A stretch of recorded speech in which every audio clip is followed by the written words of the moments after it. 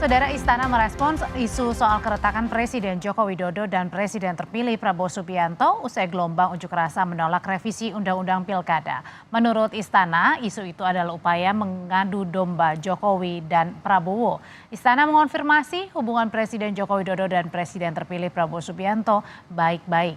Istana meminta tidak ada pihak yang membangun spekulasi untuk mengadu domba Jokowi dan Prabowo. Selain itu, politik adu domba sudah usang dan tak disukai masyarakat.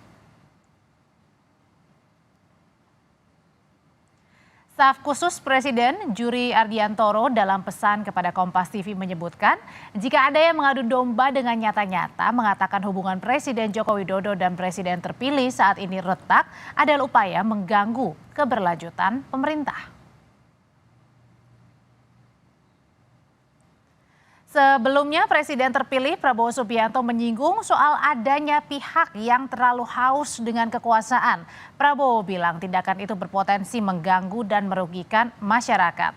Menurut Prabowo, menghalalkan segala cara untuk melanggengkan kekuasaan jelas merugikan bangsa.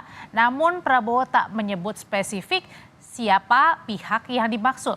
Prabowo menyampaikan hal ini saat pidato di penutupan Kongres ke-6 Partai Amanat Nasional PAN di Jakarta Sabtu malam. Saya ada kiat minta rakyat untuk memberi mandat kekuasaan kepada kita. Saudara-saudara sekalian, itu yang dijalankan oleh semua partai politik, itu yang kita jalankan, walaupun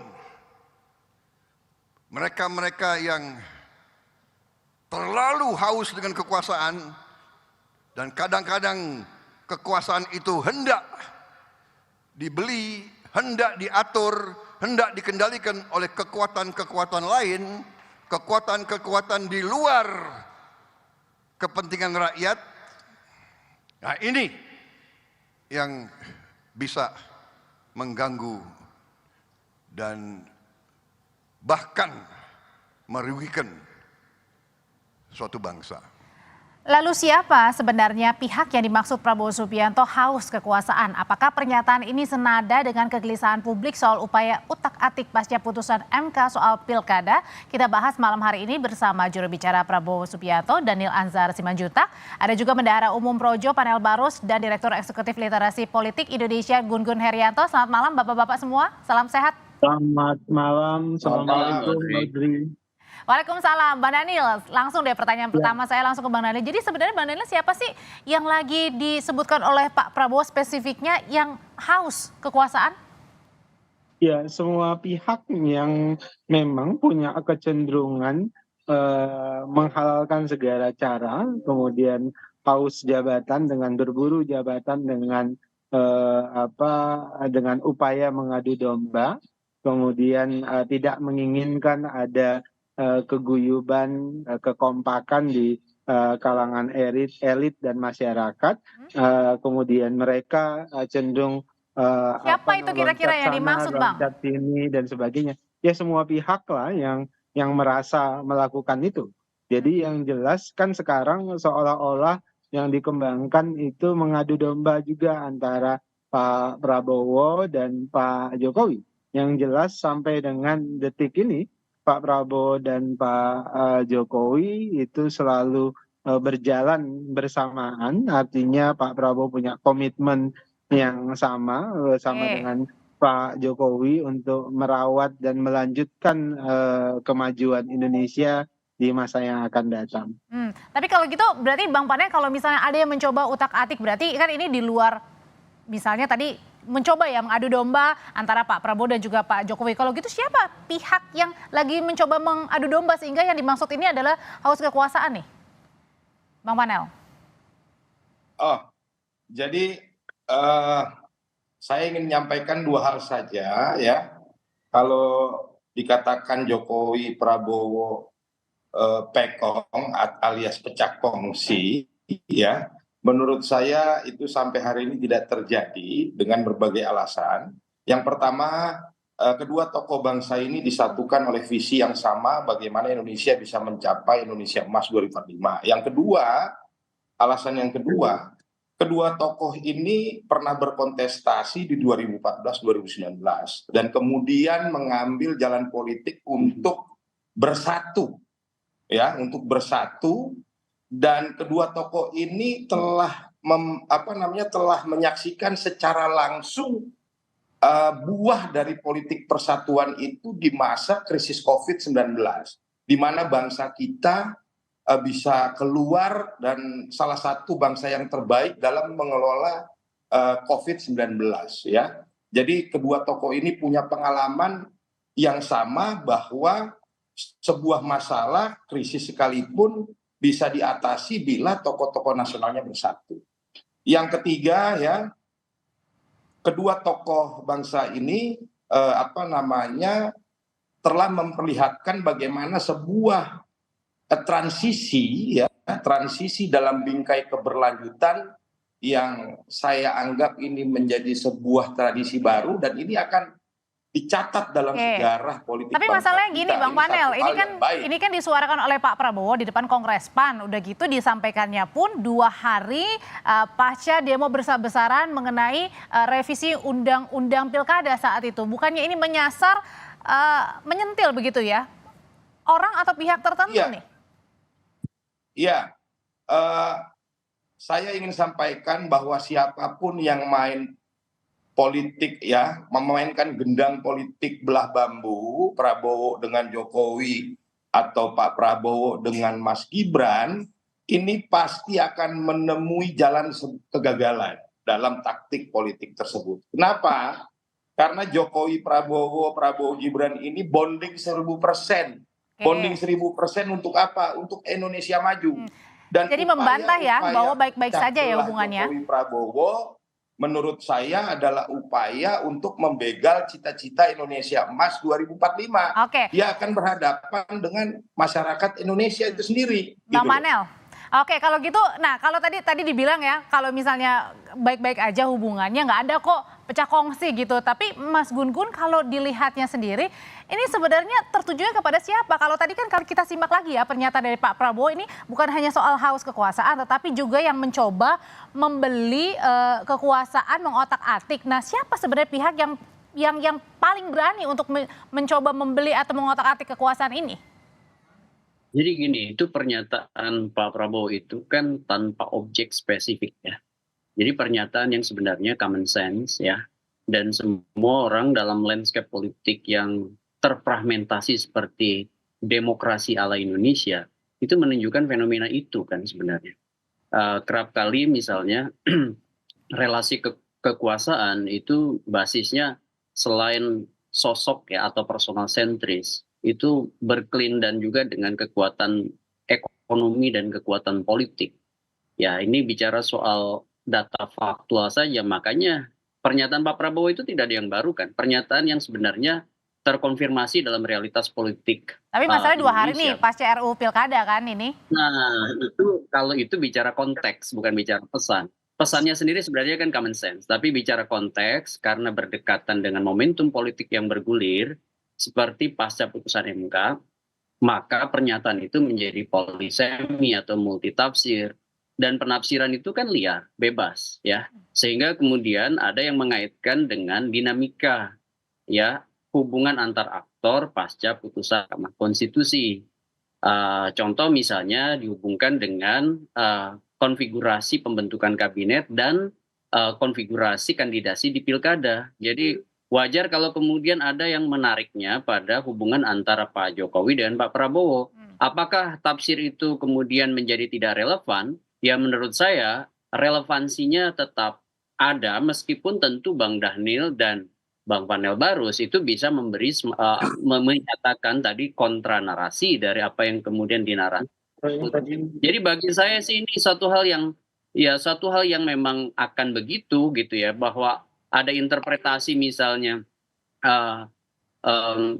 tarik menarik kekuasaan, terutama misalnya bicara soal siapa yang memiliki power, apakah yang mau mengakhiri kuasa politiknya dan Oktober berganti transisi ke Pak Prabowo, kemudian apakah pola hubungan yang erat selama Berarti pilpres artinya itu akan bertahan, misalnya setelah nanti pelantikan. Tentu ini pertanyaan yang lazim dan itu tidak hanya khas Indonesia, di hampir seluruh negara yang melakukan transisi seperti Filipina misalnya, atau kemudian nanti misalnya di Amerika juga demikian, Joe Biden atau siapa, itu sama aja. Berarti ini berkaitan juga dengan timing gitu ya, berarti ya Mas Gun ya, lebih ke sananya ya, begitu ya?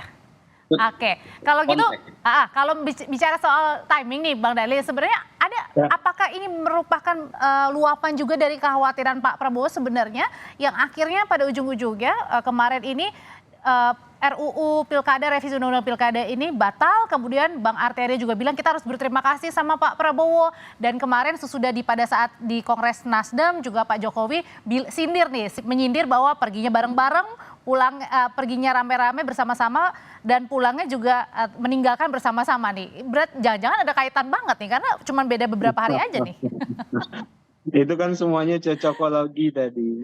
Tapi yang penting adalah seperti tadi disampaikan oleh Mas Gun, ini teksnya sebenarnya jamak.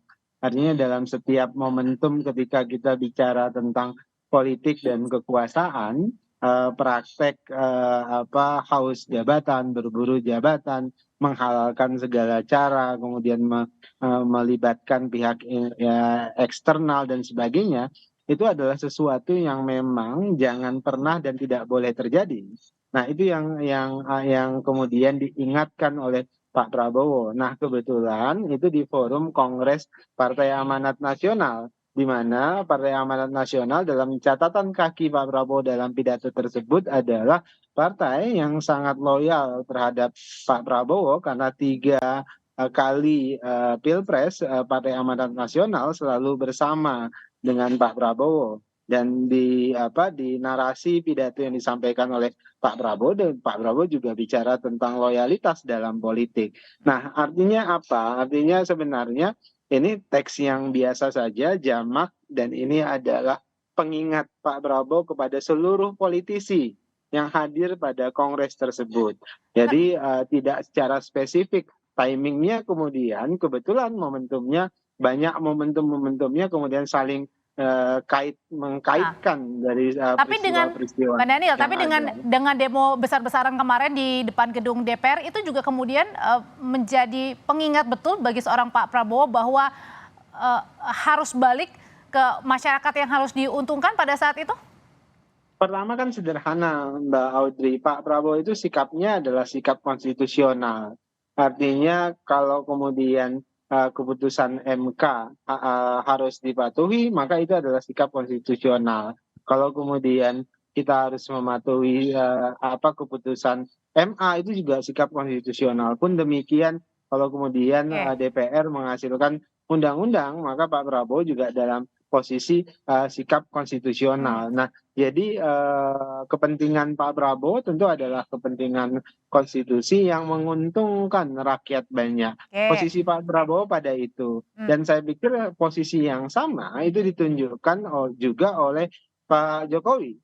Bahkan beliau berulang kali menyampaikan secara resmi melalui pihak istana bahwasannya beliau menghormati semua keputusan politik, keputusan konstitusi, baik itu yang lahir dari MK, baik itu yang lahir dari MA maupun dari DPR. Nah, oke, kalau gitu Bang Panel, sebenarnya yang diuntungkan kan ketika Pak Prabowo mungkin tadi dibilangnya lagi-lagi bilangnya konteksnya adalah untuk semuanya begitu, tapi nggak dimunafikan juga sebenarnya, mungkin saja ada cocokologinya gitu ya, dekat dengan pada saat kemarin revisi Undang-Undang Pilkada yang kemudian dibatalkan begitu. Nah, dengan adanya seperti ini dengan momen seperti ini artinya bisa membawa nama Pak Prabowo lebih baik lagi, dan sebaliknya kemudian nama Pak Jokowi akhirnya dipertanyakan oleh publik begitu.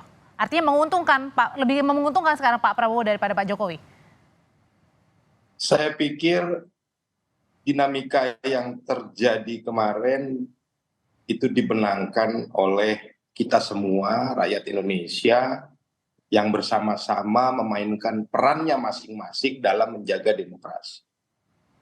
Ya, Pak Jokowi juga saya pikir posisinya clear, ya, dalam posisi itu dia menghormati setiap keputusan konstitusi yang dibuat oleh berbagai lembaga, ya Pak Prabowo juga sama, lalu teman-teman mahasiswa yang berdemonstrasi juga sedang memainkan perannya dalam menjaga demokrasi dan diakomodasi setiap tuntutan-tuntutannya oleh teman-teman di parlemen sana yang cukup akomodatif. Jadi saya pikir ini kemenangan kita semua, kemenangan kita dalam menjaga demokrasi, dan sama-sama mari kita song-song pilkada serentak ke depan sehingga bisa menghasilkan pemimpin-pemimpin yang pro rakyat.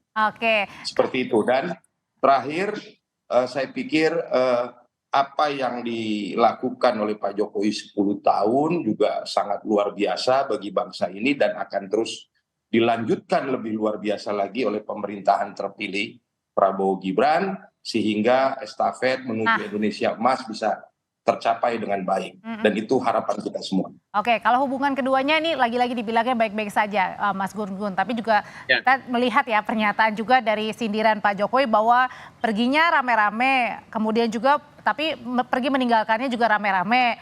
Belum juga Pak Surya kemarin juga bilang nih, ini apa namanya ada yang mencoba mengutak-atik tambahan undang-undang, mensiasati undang-undang, tidak ada satu partai atau satu kelompok yang mampu menyelesaikan sendiri. Nah ini bukannya benar-benar kelihatan jelas nih bahwa jangan-jangan juga ada drama perang di dalamnya di Kim Plus sendiri dengan yang empunya Kim Plus nih.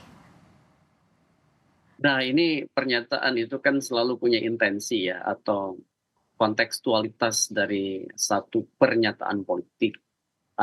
Kalau kemudian membaca sekuen, ya tentu kemudian akan muncul yang disebutkan ruang interpretasi. Bagi saya tidak ada politik itu bersifat linier, selalu bersifat resiprokal, timbal balik. Jadi aksi reaksi, stimulus respons. Jadi tidak ada jaminan juga bahwa kepaduan hubungan itu akan kemudian bisa terus menguat tanpa ada trigger dari masing-masing tokoh yang kemudian melakukan pola hubungan politik. Dalam konteks ini Pak Jokowi dan Pak Prabowo ya. Jadi akan sangat ditentukan oleh dua faktor. Pertama isu dinamis ya. Isu dinamisnya apa? Apakah kemudian terfasilitasi atau ada jembatan untuk tetap membangun komunikasi efektif di antara dua sosok ini. Kemudian yang kedua ada nggak political game yang berubah begitu. Dan biasanya konteks dinamis itu berpadu erat dengan political game yang kemudian muncul. Nah, memitigasi political game dari ragam kekuatan, terutama pasca tidak berada di puncak hierarki otoritas, itu adalah satu ujian besar bagi keberlanjutan pola hubungan Jokowi dan Pak Prabowo. Dan political game itu yang tidak terlihat ya dari luar begitu ya. Tidak hanya terdiskusikan di ruang publik, ini kan banyak wilayah elit yang kemudian selalu punya kepentingannya sendiri-sendiri dalam skema dan strateginya sendiri-sendiri. Oke, gitu. Baik, sudah ditangkap untuk pandangannya Mas Gun-Gun. Terima kasih untuk pandangannya Mas Gun-Gun Herianto. Bang Daniel terima kasih, Bang Panel terima kasih. Selamat malam. Selamat malam, Daniel. Usai jeda.